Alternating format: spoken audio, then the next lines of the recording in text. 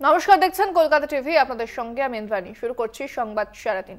যে খবরের দিকে নজর রাখবো, চোপড়ার ঘটনায় এবার মুখ খুললেন প্রধানমন্ত্রী নরেন্দ্র মোদী। নারী নির্যাতনে বিরোধীরা বেছে বেছে প্রতিবাদ করে। বাংলায় মহিলাকে মারধরের ভিডিও দেখেছি। বিরোধী নেতারা একটি শব্দ বলছেন না। রাজ্যসভায় বিরোধীদের নিশানা প্রধানমন্ত্রী রাজ্যসভায় ভাষণ দিচ্ছিলেন এবং সেখানে চোপড়ার প্রসঙ্গ তোলেন সন্দেশখালী প্রসঙ্গ। নারী নির্যাতনে বিরোধীরা বেছে বেছে প্রতিবাদ করে। বাংলায় যে ঘটনা ঘটেছে সেটা দেখেছি, সেই ভিডিও দেখেছি, এমনটাই কিন্তু রাজ্যসভায় আজ বলেছেন প্রধানমন্ত্রী। এবং বিরোধী নেতারা চুপ রয়েছেন, এমনটাই কিন্তু বলছেন প্রধানমন্ত্রী। কি বলেছেন ঠিক প্রধানমন্ত্রী, শোনাবো আপনাদের। ये जो महिलाओं के साथ होते अत्याचार में विपक्ष का जो सिलेक्टिव रवैया है, ये सिलेक्टिव रवैया बहुत ही चिंताजनक है। आदरणीय सभापति जी, मैं आपके माध्यम से देश को बताना चाहता हूं, मैं किसी राज्य के खिलाफ नहीं बोल रहा हूं, न ही मैं कोई राजनीतिक स्कोर करने के लिए बोल रहा हूं, लेकिन कुछ समय पहले मैंने बंगाल से आई कुछ तस्वीरों को सोशल मीडिया पे वीडियो देखा। एक महिला को वहां सरेआम सड़क पर पीटा जा रहा है।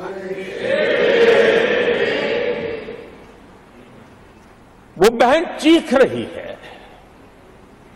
लेकिन वहां खड़े हुए कोई उसकी मदद के लिए नहीं आ रहा है, वीडियो बनाने में लगे हुए हैं। और जो घटना संदेशखाली में हुई, जिसकी तस्वीरें रोंगटे खड़े करने वाली है, लेकिन बड़े बड़े दिग्गज मैं सुन रहा हूं कल से, इसके लिए पीड़ा उनके शब्दों में भी नहीं झलक रही है। আপনারা শুনলেন ঠিক কি বললেন প্রধানমন্ত্রী নরেন্দ্র মোদী। চোপড়ার ঘটনা এবং এবার তিনি মুখ খুললেন এবং নারী নির্যাতনে বিরোধীরা বেছে বেছে প্রতিবাদ করে এবং বাংলায় যে ঘটনা ঘটেছে সেই ভিডিও দেখেছি এবং সেখানে বিরোধী নেতারাও কিছু সেরকম বলছেন না, তারা প্রতিবাদ করছেন না। এই বিষয়টা কিন্তু আজ সেই প্রসঙ্গ তুলেছেন প্রধানমন্ত্রী নরেন্দ্র মোদী। পাশাপাশি সন্দেশখালী প্রসঙ্গ আরো একবার শোনা গেল প্রধানমন্ত্রী নরেন্দ্র মোদীর মুখে এবং রাজ্যসভায় ভাষণ দিচ্ছিলেন সেই সময় একদিকে যেরকম কংগ্রেসকে বিঁধছিলেন, কংগ্রেসকে আক্রমণ করছিলেন প্রধানমন্ত্রী নরেন্দ্র মোদী এবং একদিকে যেরকম জরুরি অবস্থার কথা আবারও তিনি তুলে এনেছিলেন, পাশাপাশি কংগ্রেসের যে সমস্ত ভুল ত্রুটি তা আবারও স্মরণ করিয়ে দিচ্ছিলেন প্রধানমন্ত্রী নরেন্দ্র মোদী। তার মাঝে এবার চোপড়ার ঘটনায় তিনি মুখ খোলেন। চোপড়ার ঘটনা নিন্দনীয়, এমনটাই কিন্তু বলেন প্রধানমন্ত্রী। নারী নির্যাতনে বিরোধীরা বেছে বেছে প্রতিবাদ করে। বাংলায় মহিলাকে মারধরের ভিডিও দেখেছি। বিরোধী নেতারা একটি শব্দও বলছেন না, এমনটাই কিন্তু আজ রাজ্যসভায় বললেন প্রধানমন্ত্রী নরেন্দ্র মোদী। একদিকে কংগ্রেসের জরুরি অবস্থার কথা তিনি আবারও তুলে ধরেছিলেন, একের পর এক বিভিন্ন বিষয়ে আক্রমণ করছিলেন কংগ্রেসকে। মোদীর মুখে শোনা গিয়েছিল জেপি নারায়ণের কথা, আরো অনেক নেতৃত্বের কথা স্বাধীনতার সময়। সেই সমস্ত কথা আজ প্রধানমন্ত্রী বলছিলেন রাজ্যসভায়। তার মাঝেই চোপড়ার ঘটনা নিয়েও মুখ খোলেন প্রধানমন্ত্রী।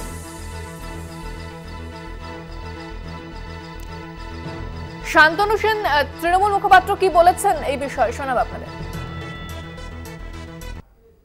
303টি আসনের দম্ভে তিনি যেভাবে লোকসভা বা রাজ্যসভা চালাতেন, আজকে 240টা আসন পেয়ে ইলেকশন কমিশনকে কাজে লাগিয়ে কিছু লোভী, কিছু পল্টুরমদের সাথে একটা নরবরে জোট তৈরি করে সরকার চালাতে গিয়ে তিনি ভাবছেন তিনি একইভাবে সরকার চালাবেন।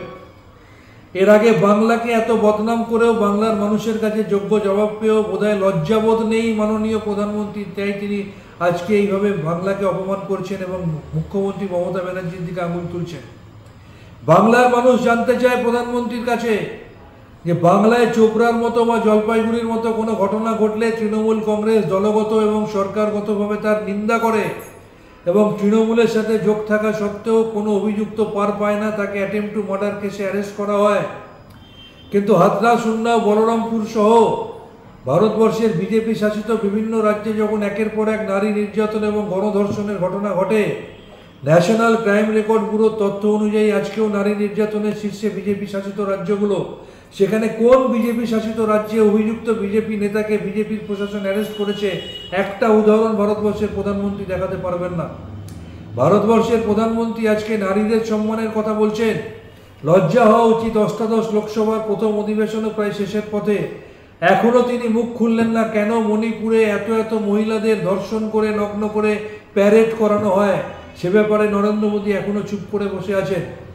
এখনো তিনি চুপ করে বসে আছেন কেন বিলকিস বানোর ধর্ষকদের তিনি রেহাই করেছিলেন গত বছর 15ই আগস্ট, বা এবারে তিনি যাকে সাংসদ করেছেন তার পিতা ব্রিজভূষণ যখন সাংসদ ছিলেন মহিলা কুস্তিগীরদের যৌন নির্যাতন করা হয়েছিল, সে ব্যাপারে কেন নরেন্দ্র মোদী চুপ করে বসেছিলেন?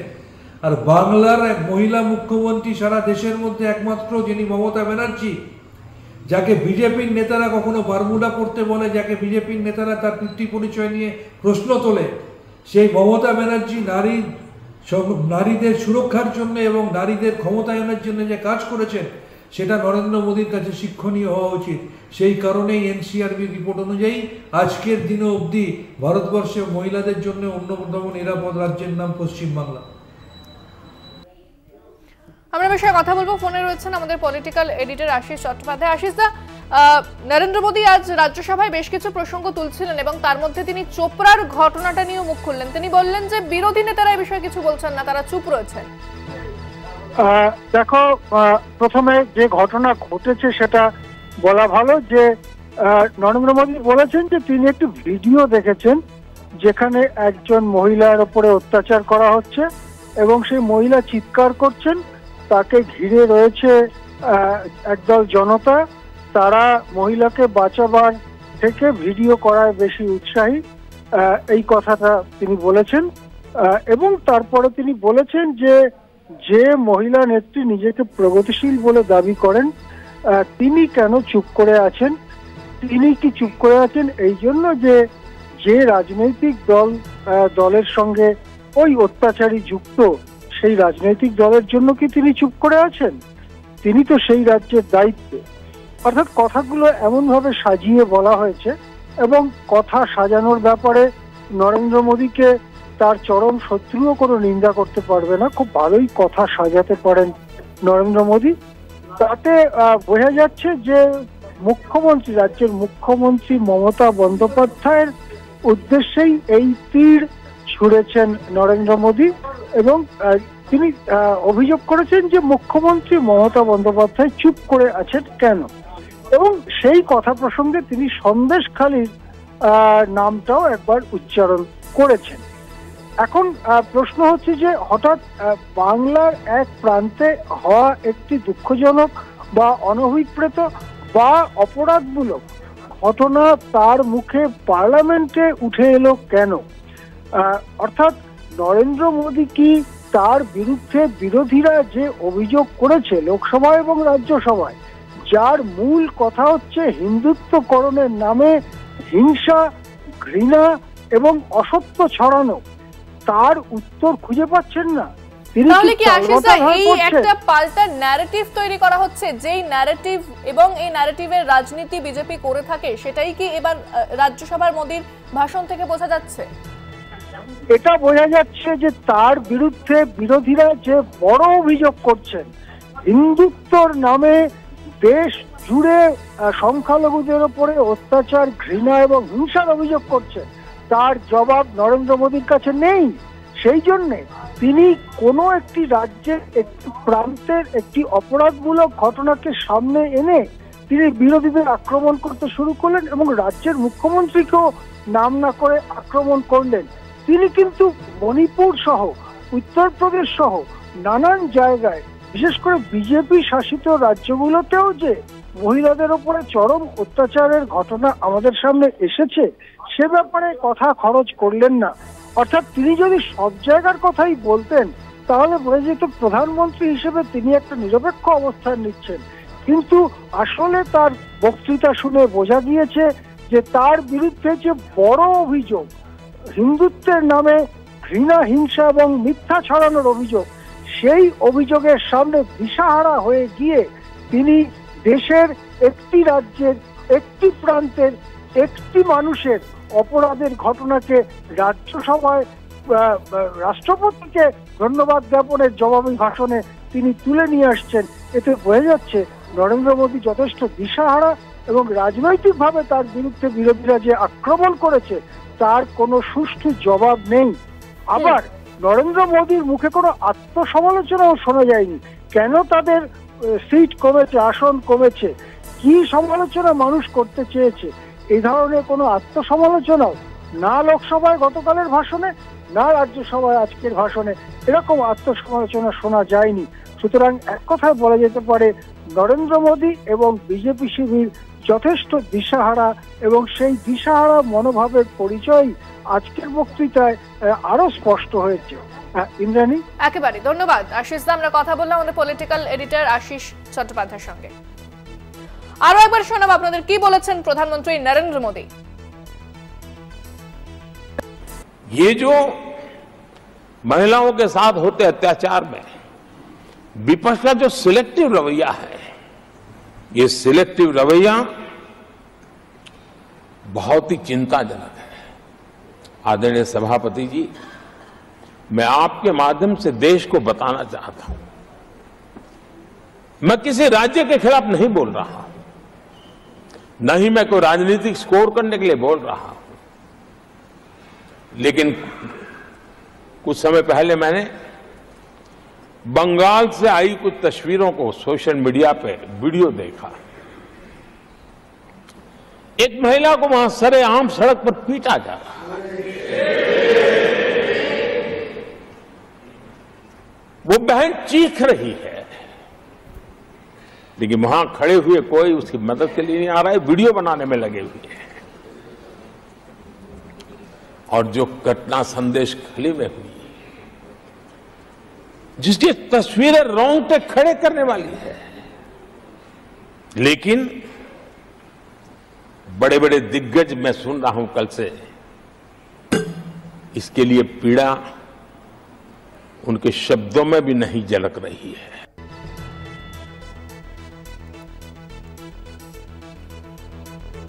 চোপড়ার ঘটনায় মুখ খুললেন প্রধানমন্ত্রী নরেন্দ্র মোদী। শোনালাম আপনাদের ঠিক কি বলেছিলেন প্রধানমন্ত্রী, এবং তিনি একটি ভিডিওর কথা বলেছেন, সেই ভিডিওর বর্ণনা দিয়েছেন এবং